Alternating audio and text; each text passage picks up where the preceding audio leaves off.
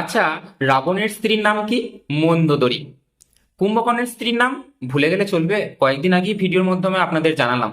আমরা যদি নিজেরাই নিজেদের ইতিহাস ভুলে যাই তাহলে তো আমাদের অস্তিত্ব এমনিই শেষ হয়ে যাবে।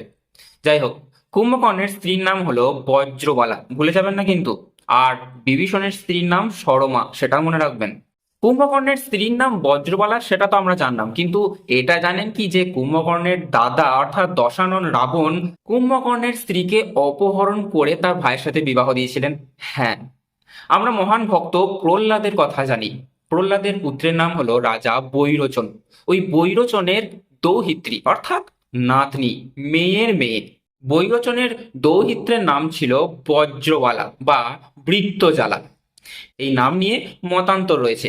রাবণ বজ্রজালাকে অপহরণ করে নিয়ে এসেছে এবং নিজের মেজ ভাই অর্থাৎ লঙ্কায় যদি রাবণের পরে কারোর নাম আসে সেটি হলো কুম্ভকর্ণ। সেই কুম্ভকর্ণের সাথে বজ্রজালার বিবাহ দিয়েছিলেন। কুম্ভকর্ণের ঔরসে বজ্রজালার গর্ভে জন্ম হয় দুই পুত্র, কুম্ভ এবং নিকুম্ভ। যে দু ভাই রাবণের প্রধান দুই সেনাপতি ছিলেন এবং রাবণের মুখপাত্রদের মধ্যে দুজন ছিলেন। কুম্ভ এবং নিকুম্ভ রামায়ণের যুদ্ধে শ্রীরামের হাতে পরাজিত হয়।